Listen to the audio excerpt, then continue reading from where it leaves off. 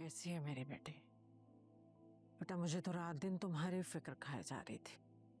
पता नहीं मेरी बेटी कैसी होगी कैसी नहीं। और ऊपर से तुम्हारे अब्बा अलग मुंह बनाकर बैठे हुए हैं। मैंने कहा कि जोया की तरफ चलते हैं, कहने लगे मैं नहीं जाऊंगा। असफर बगैर पूछे लेकर गया है। मैंने कहा ठीक है नहीं जाना तो मत जाए, मैं तो जाऊंगी। मुझे तो अपनी बेटी याद आ रही है। अम्मा, मर्दों के नाम में ना सबसे ज्यादा औरत के रिश्ते कुचले जाते हैं। खैर, असफर अब बिल्कुल बदल गया है, बहुत ख्याल रखते हैं मेरा। इनफैक्ट मुझे डॉक्टर के पास भी लेकर गए।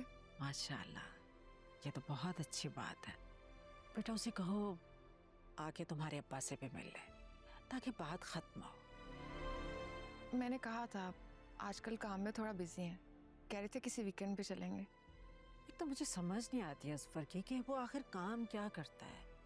ऐसा कौन सा काम है जो नजर नहीं आता और उसका बिजनेस हो रहा है? माँ सारी दुनिया कमा रही है लाखों करोड़ों बिटकॉइन से। पता नहीं।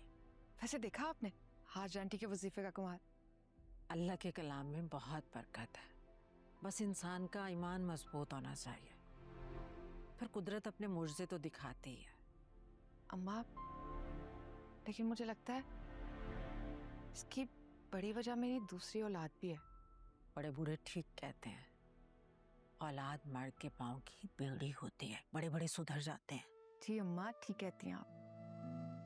मुझे तो यकीन ही नहीं होता ये पुराने वाले असफर है।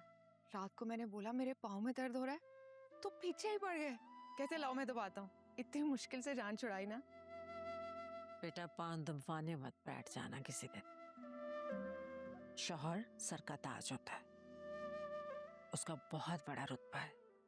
और ये बात किसी को भी मत बताना, खास तौर पे अपनी बहनों को। उनकी थोड़ी सोच अलग है और ऊपर से तुम्हारे अब्बा ने दोनों को बहुत ही सर पर चढ़ाया हुआ है। अम्मा, तालीम और नौकरी दोनों ही औरत को निडर बनाते हैं। मेरे पास तो दोनों ही नहीं है। तो कोई बात नहीं बेटा, ये तो सारी किस्मत के खेल हैं, अपने अपने नसीब की बात है। बस तुम अच्छी बीवी बनकर रहो। मेरी बेटी के पास अच्छी बीवी होने का जेवर तो है ना, और वो तुम हो मुझे पता है।